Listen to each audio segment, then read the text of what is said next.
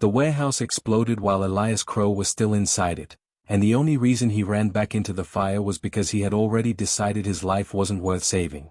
The blast knocked him off his feet. Heat slammed into his back like a living thing, breath-stealing, violent, alive.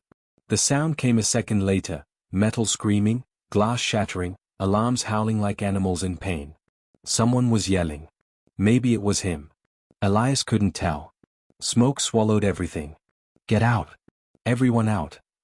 People ran past him toward the exit, faces streaked with ash, eyes wide with terror. Someone shoved his shoulder hard enough that he spun and nearly fell. Elias caught himself on a steel beam, coughing as smoke burned down his throat. His first thought wasn't I might die. It was good. Because Elias Crow had spent the last 3 years surviving things that felt worse than fire. He forced himself upright and staggered toward the exit, then froze. Someone was still inside. The man lay crumpled near the loading bay, half buried beneath fallen shelving. He wasn't moving. Blood streaked his temple, dark against skin too pale to be healthy. Fire crawled along the ceiling above him, sparks raining down like glowing embers. For half a second, Elias hesitated. That was all it took for his brain to catch up. No one else is coming back. Everyone else was already running. Elias tasted metal as he turned around. He didn't think. Thinking was dangerous. Thinking led to fear, and fear led to freezing. Instead, he moved on instinct, the same instinct that had taught him how to endure, how to take pain quietly, how to keep breathing when everything inside him screamed to stop.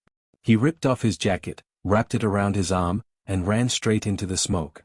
"Hey," he shouted, voice raw. "Can you hear me?" No answer. The heat was unbearable now. Flames licked closer, devouring wood, plastic, everything. The air felt thick, poisonous. Elias dropped to his knees beside the stranger and tried to lift the fallen beam. It didn't budge. "Come on," Elias gasped, muscle screaming as he shoved again. "Please." Something gave. The shelf shifted just enough. Adrenaline surged. Elias grabbed the man under the arms and dragged him backward, coughing violently as black spots danced in his vision. His lungs burned. His hands shook. Fire roared behind them. By the time Elias reached the open loading doors, his strength was gone. He collapsed onto the concrete, still gripping the stranger's shirt like if he let go, the world might take him back. Sirens wailed in the distance. Then everything went dark. Elias woke up to pain. Deep, aching pain that wrapped around his chest and burned every time he breathed. The air smelled clean, too clean. Disinfectant. His eyelids fluttered open, light stabbing his eyes. Hospital. The word settled slowly. A monitor beeped steadily beside him. White walls. A thin blanket pulled over his legs. His hands were bandaged, skin raw beneath the gauze. "You're awake." The voice was low. Calm. Too close. Elias turned his head. The man from the warehouse lay in the bed beside his. Alive. For a moment, Elias just stared. The stranger looked different without smoke and blood obscuring him. Sharp features softened by exhaustion. Dark lashes against pale skin. A bruise blooming purple along his jaw. His eyes, dark, unreadable, were fixed on Elias like he was afraid to blink. "You shouldn't have gone back in," the man said quietly. Elias swallowed. His throat felt scraped raw. "You were still inside." The man studied him for a long moment, something unreadable flickering across his face. Then, slowly, he exhaled. "They told me what you did," he said. "You dragged me out." Elias shrugged weakly, then winced as pain flared through his ribs. "Someone had to." That someone almost died. Elias looked away, staring at the ceiling. Almost. The word felt hollow. He hadn't been brave. He hadn't been heroic. He just stopped caring whether he made it out. "What's your name?" the man asked. "Elias." "Elias," he repeated, like he was testing the sound. "I'm Rowan." Just Rowan. No last name. Elias didn't ask why. They lay in silence after that, the kind that felt fragile, like moving might shatter it. Nurses came and went. Doctors checked vitals. Someone called Elias a hero. He didn't correct them. Over the next few days, something strange happened. Rowan never had visitors. No family. No friends. No one calling his phone. The nurses whispered about it when they thought Elias was asleep. Elias overheard enough to piece it together. The fire had been no accident. There was an investigation. Questions about why Rowan had been there at all. Rowan never spoke about it. Instead, he watched Elias. Not in a way that felt creepy, more like careful. Attentive. As if he were memorizing every reaction, every flinch. He noticed when Elias tensed at raised voices in the hallway. When Elias instinctively minimized his pain, insisting he was fine even when he wasn't. The first time Elias's phone buzzed non-stop, Rowan noticed that too. Elias stared at the screen, pulse racing. Missed calls stacked on top of each other. Text messages lighting up the lock screen. Where are you? Answer me. You think you can just disappear? His hands started to shake. Do you want me to call the nurse? Rowan asked softly. Elias flinched. No. The buzzing continued. Rowan pressed the call button anyway. When the nurse arrived, Rowan spoke calmly, his voice steady in a way that made people listen. Could you keep his phone at the station for now? He needs rest. The nurse hesitated, then nodded. Of course. When the phone was gone, Elias realized he was breathing again. Thank you, he whispered. Rowan's gaze didn't waver. Someone shouldn't be making you that afraid. Elias didn't answer. Because if he did, everything would come spilling out, and he didn't know how to stop once he started. On the 6th day, everything changed. The door to the room opened without warning. Men in dark suits filled the doorway. The air shifted. Doctors straightened. Nurses froze mid-step. One of the men spoke into an earpiece, eyes sharp as he scanned the room. Mr. Vale, he said. Rowan closed his eyes. Elias felt cold wash through him. Vale. The name hit him like a blow. Even Elias knew that name. Rowan Vale. The Vale Group. The reclusive heir no one ever saw. The man people whispered about when they talked about power that could ruin lives. Rowan Vale, who had nearly died alone in a warehouse fire. The suited men bowed their heads slightly. We've been searching for you, one of them said. Your father is waiting. Rowan opened his eyes. Then he looked at Elias. And for the first time since the fire, Elias felt something dangerous take hold in his chest. Because whatever this was, whatever they were, it was never meant to last. Chapter TWO. The distance between gratitude and goodbye. Rowan Vale did not come back that night. Elias noticed his absence before anyone told him. The second bed in the room was empty when he woke, sheets stripped clean, machines unplugged, the faint imprint of a body already fading like it had never been there. For a moment, Elias thought he had imagined Rowan entirely, another trick of exhaustion, pain, and smoke. Then a nurse came in carrying fresh linens and said, too casually, your roommate has been transferred to a private floor. Private floor. Elias nodded like that information meant nothing, like his chest hadn't tightened painfully around his lungs. Oh, he said. Okay. The nurse smiled at him, the polite kind reserved for patients who didn't ask questions. You'll be discharged in a few days. Try to rest. She left. The door clicked shut. The room felt too big after that. Elias stared at the empty space beside him, at the blank wall where Rowan's presence had been. He told himself it was foolish to feel this way. They were strangers. Their connection had been born of smoke and fear and adrenaline, nothing more. You saved his life, a small voice whispered. And then another, crueler one answered, that doesn't mean you belong in it. The next few days passed slowly. Too slowly. Without Rowan, the hospital lost its strange sense of safety. Elias flinched more. Slept less. When the nurse returned his phone, because the calls had stopped, Elias knew better than to believe that meant anything good. The messages were colder now. Sharper. You embarrassed me. You think hiding makes you brave? Come home. Elias deleted them one by one, hands steady only because he'd learned how to be steady when it mattered. When the pain meds wore off, he sat with the ache instead of asking for more. When a doctor asked if someone would be picking him up after discharge, he shook his head. I'll manage, he said. No one questioned it. On the morning of his release, Elias dressed slowly. His clothes hung looser than before. He avoided the mirror until he couldn't, then forced himself to meet his own eyes. He looked like someone who had survived. That thought unsettled him more than it should have. As he stepped into the hallway, a familiar voice stopped him. Elias. He turned.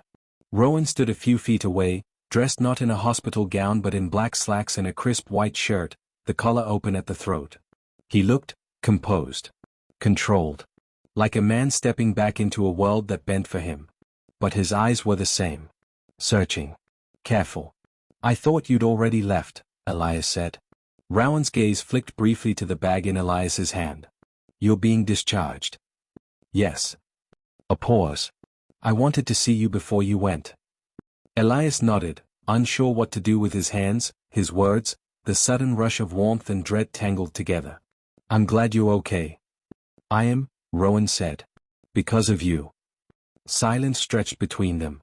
I didn't tell you who I was, Rowan said finally. No, Elias replied. You didn't. That wasn't fair. Elias shook his head. You don't owe me anything. Rowan studied him, something dark and unreadable passing across his expression. That's where you're wrong. Before Elias could respond, a man in a suit appeared at Rowan's side. Sir, the car is ready. Rowan exhaled slowly. Give me a minute. The man hesitated, then nodded and stepped away. Rowan turned back to Elias. Where are you going? Home, Elias said. The word tasted bitter. Rowan's jaw tightened. Do you want to? Elias opened his mouth. Closed it. Some truths were dangerous to say out loud. I'll be fine, he said instead. Rowan didn't smile. He reached into his pocket and pulled out a card, holding it between them. My personal number, he said.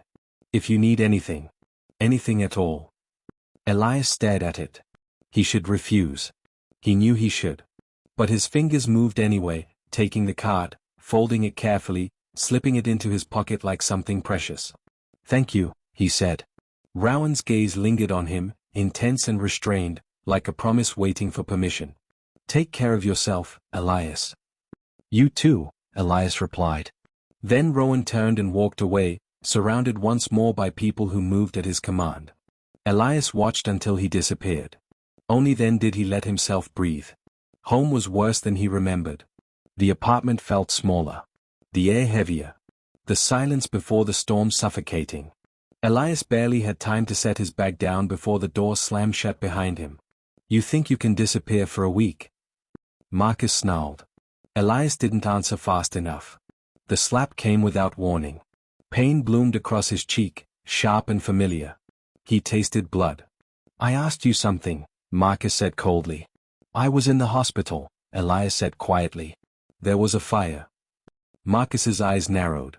He stepped closer, invading Elias's space, sniffing slightly. You smell different. Elias's heart skipped. Like someone else, Marcus continued. Like money. Elias shook his head. You're imagining things. Marcus grabbed his chin, forcing him to look up. Who was he? No one. The lie was thin. Fragile. Marcus's grip tightened. If I find out you're lying. The threat hung in the air, unfinished because it didn't need to be said. Later that night, Elias lay awake on the couch, staring at the ceiling. His phone buzzed softly in his pocket. Unknown number. His heart pounded as he answered. Elias, Rowan's voice said quietly. I'm sorry to call so late. Elias closed his eyes. It's okay. There was a pause. Are you safe? The question cracked something open. Yes, Elias lied. Rowan didn't respond immediately. When he did, his voice was lower. If that changes, call me. I won't, Elias whispered. I know, Rowan said. But I'll still come. Elias's throat tightened. Why? Because you ran into a fire for me, Rowan replied. And no one ever did that before. The line went dead. Elias stared at his phone long after the screen went dark, heart racing, fear and hope colliding painfully in his chest. He didn't know it yet, but the fire wasn't over. And next time, it wouldn't be Rowan trapped inside. Chapter 2: The fire that followed him home. The first sign that things were about to get worse came in the form of silence. Marcus stopped yelling. For 2 days after Elias returned from the hospital, the apartment stayed eerily calm. No slammed doors. No cutting remarks muttered under his breath. No sudden mood swings Elias had learned to track like weather patterns. Silence was always the most dangerous phase. Elias moved carefully through it, like a man crossing thin ice. He cooked, cleaned, spoke only when spoken to. He slept lightly, one ear always alert, his body never fully relaxing. The card with Rowan's number stayed hidden in his wallet, pressed flat like a secret heartbeat. At night, Elias replayed the sound of Rowan's voice in his head. "Are you safe?" The answer haunted him. On the third evening, Marcus came home earlier than usual. Elias was at the sink, washing a chipped mug, when he felt it, that subtle shift in the air. The sense of being watched. He turned slowly. Marcus leaned against the doorway, arms crossed, expression unreadable. "You never told me who you were with," Marcus said. Elias's fingers tightened around the mug. "I told you. I was alone." Marcus smiled. It wasn't the kind that reached his eyes. "Funny," Marcus said. "Because I ran into an old friend today. Someone who works security." Elias's pulse spiked. "He mentioned a fire," Marcus continued casually. "Big one. Warehouse. Said it was strange, how fast certain people showed up. Black cars. Men in suits." Elias said nothing. Marcus pushed off the doorway and walked closer. "You know what else he said?" Elias's heart hammered so hard it hurt. "He said the man who was pulled from the fire wasn't just anyone." Marcus stopped inches from him. "He said his name was Vale." The mug slipped from Elias's hands and shattered in the sink. The sound was loud in the small kitchen. Too loud. Marcus watched the pieces fall, then looked back at Elias slowly. "So," he said. "You want to tell me why my boyfriend smells like Rowan Vale?" Elias's vision tunneled. "No," he whispered automatically. "I don't." Marcus's hand closed around his wrist, squeezing hard enough to make him gasp. "Don't lie to me." "I didn't touch him," Elias said, panic rising. "I swear." Marcus laughed softly. "That's worse." He shoved Elias back against the counter, metal biting into his spine. "You think men like him look at people like you without wanting something?" Elias shook his head frantically. "He helped me. That's all." Marcus's eyes darkened. "Then why did he call you last night?" The world tilted. "You checked my phone," Elias said. "Of course I did," Marcus replied. "You don't keep secrets from me." The words landed like chains. Marcus leaned in close, voice dropping. "You think you matter to him? You think a man like that saves people like you?" Elias's throat burned. "Please. Please," Marcus mocked. "That's what you always say." The shove came hard. Elias hit the floor, pain exploding through his ribs. He cried out despite himself, curling instinctively, protecting what he could. Marcus loomed over him. "I'm going to make this very clear," he said. "You don't belong to that world. You belong here. With me." Something inside Elias snapped. Not loudly. Not dramatically. Just, quietly. That night, after Marcus fell asleep, Elias lay awake staring at the ceiling. His body ached. His cheek throbbed. His ribs screamed with every breath. And for the first time, Elias didn't tell himself to endure. He told himself he couldn't. Carefully, silently, he slipped his phone from beneath the pillow. Rowan's number stared back at him. His thumb hovered. "I won't," Elias had said. But Rowan had answered anyway. "I'll still come." Elias pressed call. The line rang once. Twice. Rowan answered immediately. "Elias." Elias couldn't speak. The sound he made wasn't a word. It was a breath breaking. A sob he hadn't planned, tearing free before he could stop it. Rowan's voice sharpened instantly. "Where are you?" "I shouldn't have called," Elias whispered. "I'm sorry." "Elias," Rowan said firmly. "Listen to me. Are you in danger?" Elias looked toward the bedroom door. "Yes." Silence on the line, but not hesitation. "I'm coming," Rowan said. "Stay on the phone." "You can't," Elias said, panic flaring. "He'll." "I'm already on my way," Rowan interrupted. "Unlock the door if you can." The sound of footsteps down the hall made Elias freeze. "He's awake," Elias whispered. Rowan's voice dropped, calm and lethal. "Hide the phone. I'm 5 minutes out." The call ended. Elias shoved the phone beneath the couch just as Marcus appeared in the doorway, eyes already narrowed. "Who were you talking to?" Marcus demanded. "No one," Elias said, pushing himself upright too quickly. The room spun. Marcus crossed the distance in 3 strides and grabbed Elias by the arm. "You think I wouldn't hear you?" Elias struggled weakly. "Please let me go." Marcus dragged him toward the bedroom. "You don't get to decide that." The front door exploded inward. The sound was deafening, wood splintering, metal crashing, voices shouting commands. Marcus froze in shock. Men flooded the apartment, moving fast, precise, controlled. Someone yanked Marcus away from Elias. He fought, cursed, screamed. Then Rowan stepped inside. He looked nothing like the man from the hospital. His expression was cold, controlled, dangerous. His presence filled the room like gravity. Rowan's eyes went straight to Elias. The bruises. The blood. The way Elias trembled. Something dark crossed Rowan's face. "Don't touch him," Rowan said quietly. Marcus laughed wildly. "You can't just take him." Rowan didn't even look at him. "Call the police." The words fell like a sentence. Marcus screamed as he was restrained, dragged toward the door, his threats dissolving into panic. When the apartment finally fell silent, Rowan turned back to Elias. For a moment, neither of them moved. Then Rowan crossed the room slowly, carefully, like Elias might break if he moved too fast. He knelt in front of him, eyes level, voice gentle again. "You called?" Rowan said. Elias nodded shakily. "I didn't think you'd really come." Rowan reached out, stopping just short of touching him. "I told you I would." Elias's breath hitched. "What happens now?" Rowan held his gaze, unwavering. "Now," he said softly, "you don't go back into the fire alone." Chapter 4: A place where the fire couldn't reach. Elias didn't remember leaving the apartment. Later, pieces would return in fragments, the way Rowan's hand hovered near his back without touching, the quiet efficiency of the men clearing the space, the sound of police radios crackling as Marcus was led away still shouting his name like a curse. But in that moment, Elias's mind shut down the way it always did when fear finally loosened its grip. He remembered the elevator doors closing. He remembered the city lights streaking past the window of a black car. He remembered Rowan's coat being placed gently around his shoulders, warm and heavy, smelling faintly of smoke and something clean underneath. And then, quiet. Real quiet. The car stopped. Doors opened. Elias was guided inside somewhere warm and impossibly still.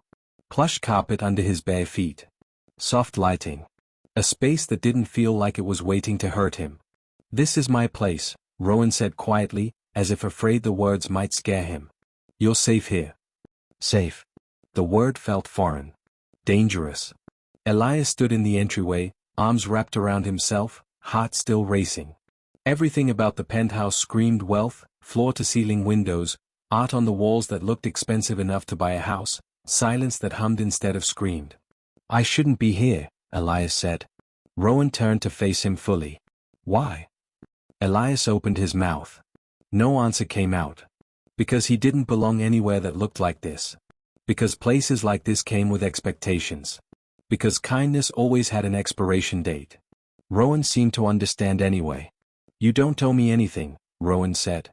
"You don't have to stay longer than tonight. You don't have to explain anything. I just didn't want you going back there." Elias swallowed.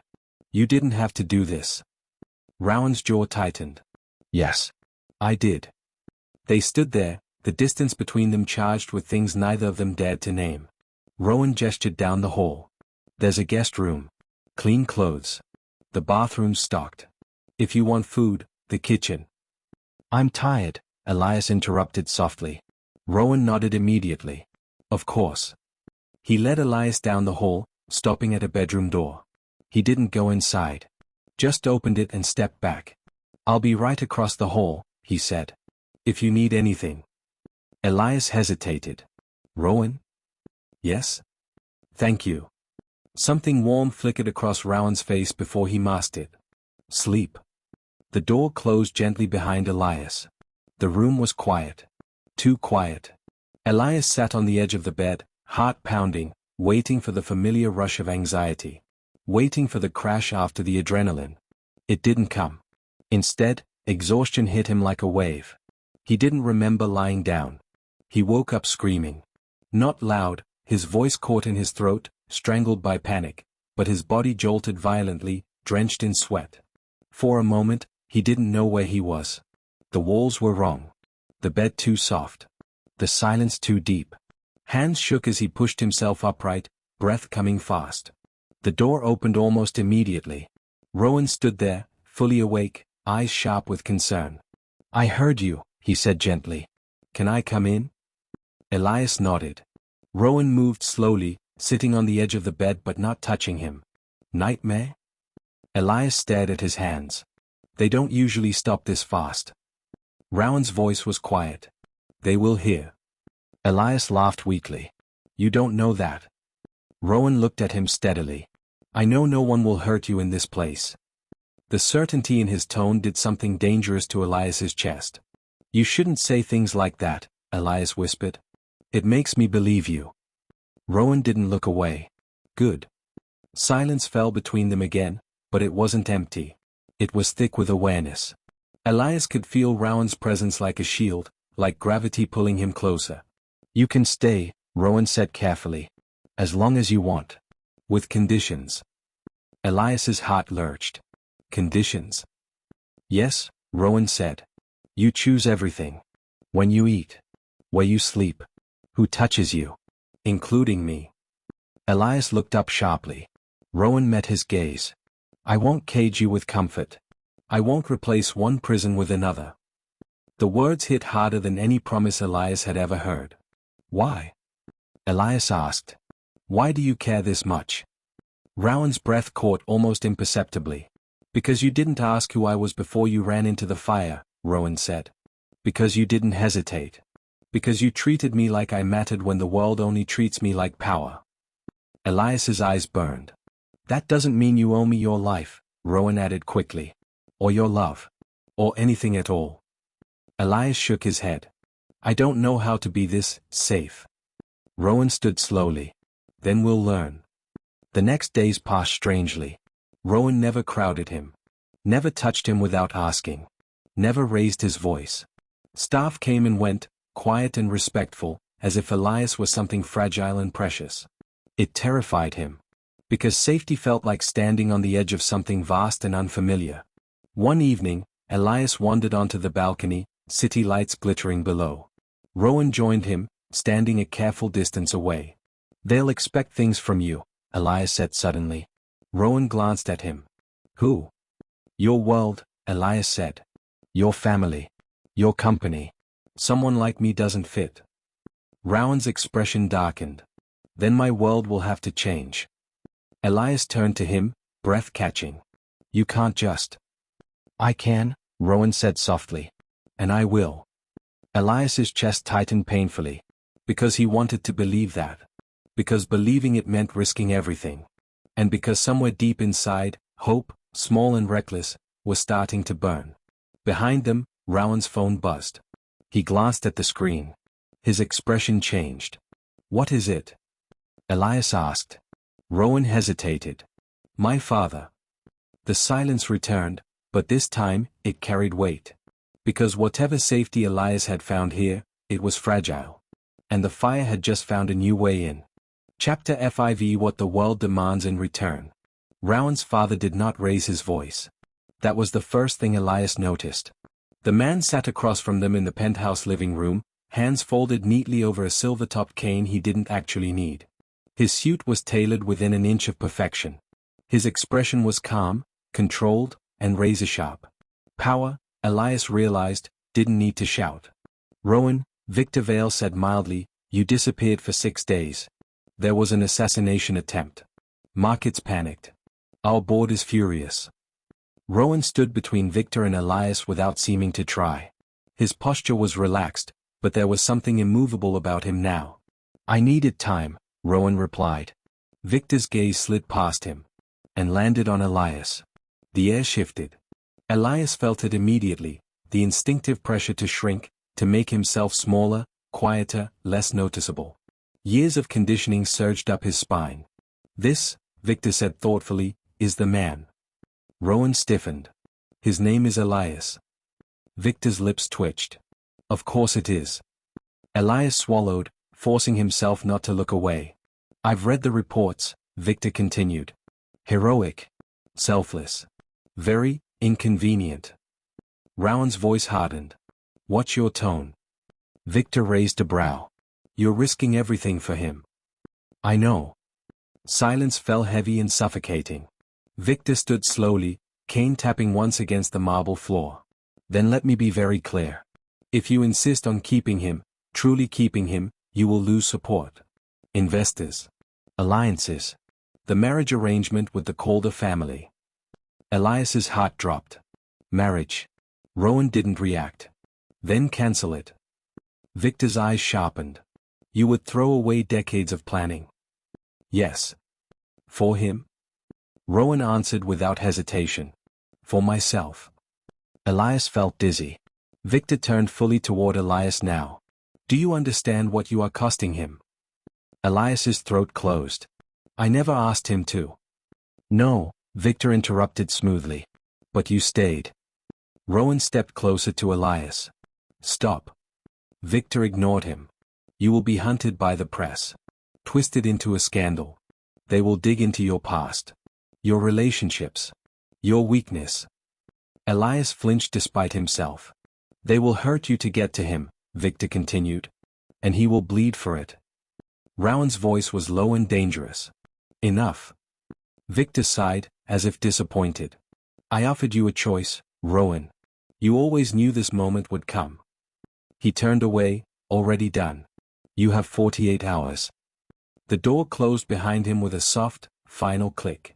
Elias didn't realize he was shaking until Rowan's hands closed gently around his arms. I'm sorry, Elias whispered. I never wanted this.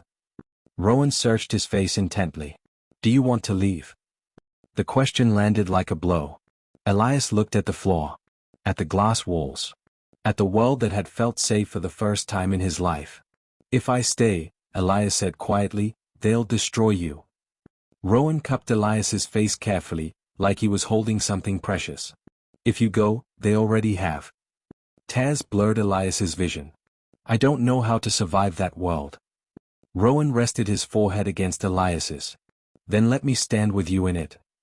That night, Elias lay awake in the guest room, staring at the ceiling. The old instinct screamed at him. Disappear. Run. End it before it hurts more. At dawn, he made his decision. Elias packed his bag. He left a note on the kitchen counter. Thank you for saving me. I won't be the reason you lose everything. He walked out just as the sun rose over the city. He didn't see the camera across the street. He didn't hear the reporter whisper into her phone. And he didn't know that by the time Rowan woke up, the world would already know his name. Chapter 6. The place where he chose to stay. The first thing Rowan felt when he woke was wrongness. It sat heavy in his chest, an instinct sharpened by years of power struggles and near misses, an awareness that something essential had shifted while he slept. He reached across the bed. Cold. Rowan sat up instantly. Elias. His voice echoed uselessly in the quiet room. He was already moving before his mind caught up, out of bed, down the hall, heart pounding harder with every step. The guest room door stood open. The bed was neatly made. Too neatly. The kitchen came next. The note waited for him on the counter. Rowan read it once. Then again. The words blurred. Thank you for saving me. I won't be the reason you lose everything.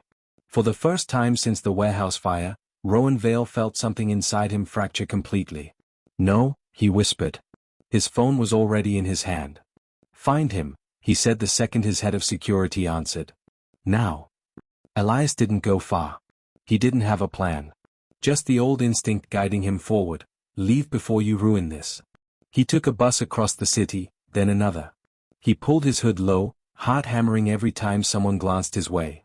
By noon, his face was everywhere. Hero turned scandal. Secret lover of billionaire, eh? Who is Elias Crow? The photos were cruel. Cropped. Twisted. A shot of him stepping out of Rowan's building. A blurry image from the hospital. Headlines full of words like gold digger and liability and weakness. Elias sat on a bench in a public park, phone trembling in his hands. This was what Victor had warned him about. They will hurt you to get to him. Elias turned the phone off. If disappearing was the price of protecting Rowan, he would pay it. That was when a familiar shadow fell across the pavement. Elias. He looked up. Rowan stood there, coat abandoned, hair wind-tossed, eyes burning with something far more dangerous than anger. Relief. Elias surged to his feet. You shouldn't be here. Rowan closed the distance between them in 3 strides and grabbed Elias's shoulders. Not hard, but firm, grounding, real. You don't get to decide my losses for me, Rowan said hoarsely. Elias's breath hitched. Rowan, please. Look at what they're doing to you. Rowan laughed once, sharp and broken. They've been doing this to me my entire life. You're just the first thing I was ever willing to lose it all for. People were staring now. Phones lifting. Elias panicked. You can't say things like that in public. Rowan's grip tightened. Good. He turned deliberately, pulling Elias with him, facing the cameras. This man, Rowan said clearly, voice steady and unafraid, ran into a burning building to save my life when he didn't know my name, my money, or my power. The murmurs grew louder. He owes me nothing, Rowan continued. But I owe him everything. And if standing beside him costs me comfort, approval, or inheritance, so be it. Elias stared at him, stunned. Rowan. Rowan looked back at him, eyes soft now. I choose you. Not because you saved me, but because you stayed when it mattered. Silence followed. Then flashes. Victor Vale watched the footage later, alone in his study. He didn't smile. But he didn't look disappointed either. The fallout was brutal. Rowan lost board seats. Investors pulled out. The Calder marriage was terminated publicly and bitterly. Headlines turned vicious, then slowly shifted. Hero. Protector. The man who chose love over power. Elias struggled at first. Some days, the attention sent him spiraling.